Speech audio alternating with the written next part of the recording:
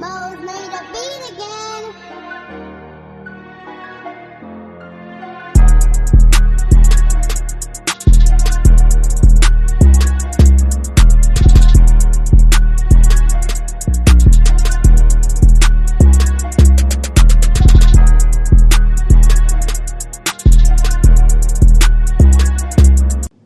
Hello, hello, hello. Welcome in. It's Birds of Feather Podcast with your boy Q City. Now, I'm going to be real and honest with y'all.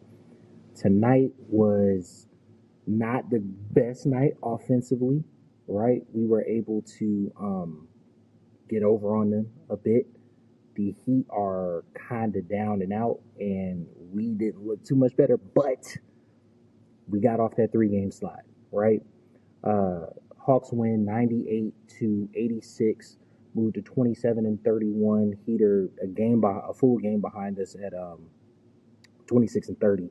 So we move up to the 8th spot, if I'm not mistaken. Right now, I don't have standings in front of me, but it was a good win. It was a good win. We've been on a 3-game slide right now. We gotta get the push back to 500. Kind of stories of the game. Trey was able to control the game. He played 38 minutes. If you just look at box score, 38 minutes, 11 points, 14 assists, you're like, good God. He didn't, really go off like he has been. But if you look at it, the last 3 games, he scored 35 plus and lost all 3 of them, right? This is the Trey we needed tonight, someone who's controlling the game. The ball was out of his hands. Terrence Mann gave you some off the bench. Karis LeVert gave you some off the bench. Niang was able to get into double figures. Gouye was able to really roam the paint, building into a serviceable big man. Clint, right up under 20 minutes tonight, he was able to get the boards. He didn't get into double figures. On that Big O, he 17 and 9. That's you can't ask for much more. But the real star of the game, right? 10 points, 11 rebounds, 7 steals. Dyson Daniels.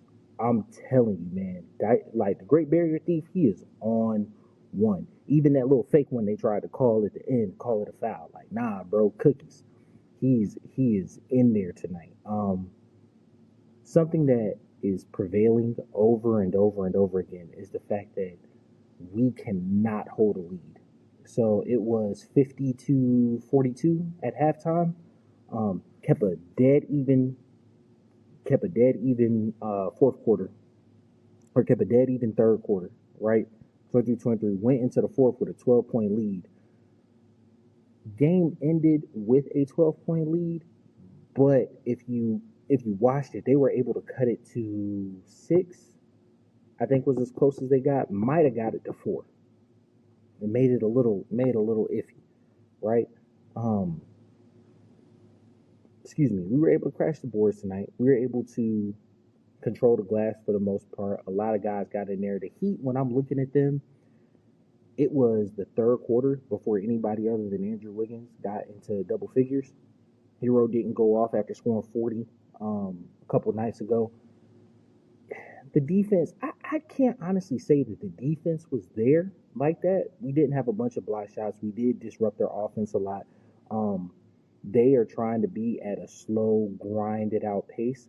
And so we forced a couple shot clock violations. But overall, I think it's just Miami's a bad offense now, right? Like they're definition of a lottery team. And the East kind of has a couple of those because I feel like in most of the years we'd be a lottery team. Hell, we still might be a lottery team. 4 games under 500.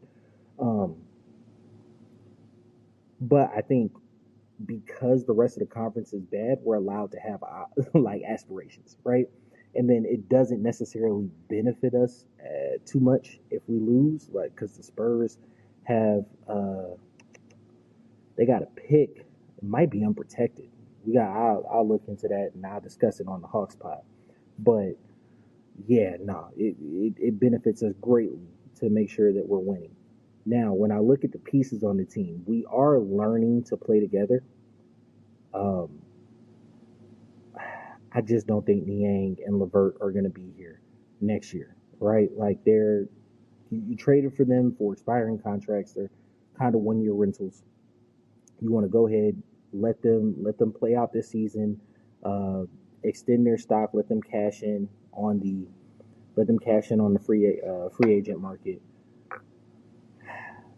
V not playing doesn't kill me. Jalen's hurt right now. Um, Garrison Matthews is completely falling out the rotation. Kobe's hurt. Larry's hurt. Dominic Barlow, because the game, yes, it was a 10, 12 point game. I think it got up to 13 at one point, but the game didn't ever feel out of reach for Miami, and I think it's because our offense wasn't just like clicking on all cylinders. So like a couple of those guys never really got in. I think this rotation has become pretty solidified. What is this? 2, 4, 6, 8. It's a 9-man rotation. You can maybe add Veet for just some spot minutes here and there, but not having Jalen, obviously that hurts, right? But he won't be back till next year. Not, I feel like Clint knows he's on borrowed time, and he's not a bad player by any means. And I don't even think he doesn't fit the play style, but I know Big O fits it better. I was actually just thinking about this the other day. Um, that 2017 Houston offense, right? Clint was really only asked to like rim protect, catch lobs, rim run. That was pretty much the extent of his capabilities offensively. He has actually added a whole bunch more layers, or shown that he has a bunch more layers to his game playing with the Hawks. Like, he'll left bump go over right shoulder. You know what I'm saying? He's not gonna shimmy shake, but like he'll show a deft touch around the rim. He loves using that backboard, as big men should. Like, and of course he still got the ability to finish lobs and whatnot. With that being said, I still think he is a good piece, right? I don't know at his price point if the Hawks are going to want to bring him back. I don't know if he's still a starter on now maybe for a contender. You know what I'm saying? Like, who knows what he looks like, really just having no offensive tool again, being back on like 17 Warriors offense, because that was the most prolific offense. You know what I'm saying? Like, and he's really just has to be a rim runner. He's really just has to be a lob finisher. And I'm not saying he's asked to be an offensive hub here, but he does take on kind of a burden. You've seen Clint have 15, 20-point games.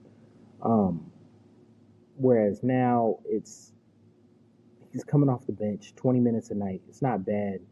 I do think if Larry Nance was healthy, Gouye would be the first out, but I think Clint would be closer to 12 to 15 minutes, which isn't crazy. I mean, Clint was drafted in 2013 or 14, I think it was. Like, he's 10, 11 years in the league. So, like, guys get older. He's kind of up there. I'm not saying he's over the hill by any means. I just think that his time as a Hawk maybe coming closer to an end. With that being said, I for the longest held the opinion that Big O was the not only the natural replacement but the necessary replacement. Seeing him in the starting lineup over and over again and running into the defensive problems that we have, as well as the offensive layers of his game not being able to be shown against first string. And I get on Coach Quinn about his style of offense, and not having the diversity that I think we should have with the skill sets that we have.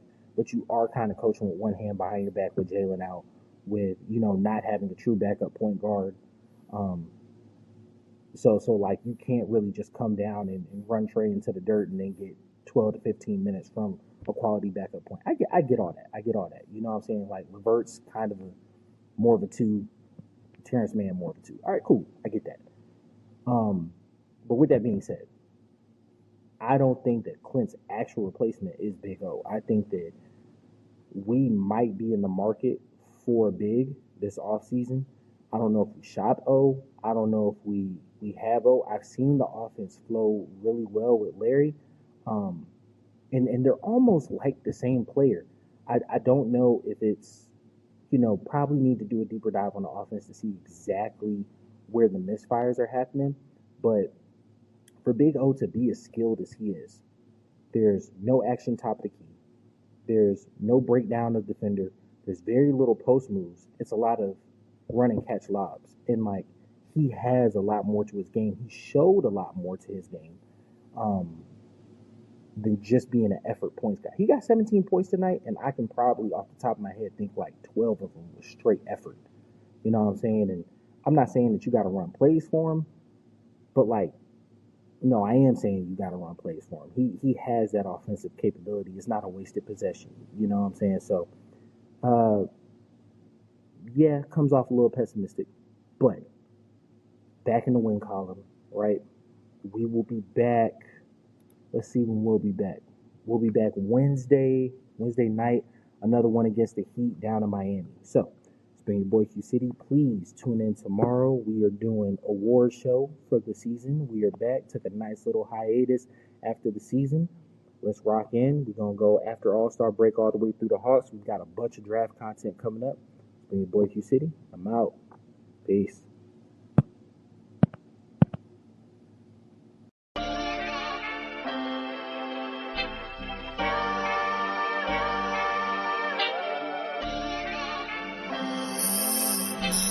I like this one.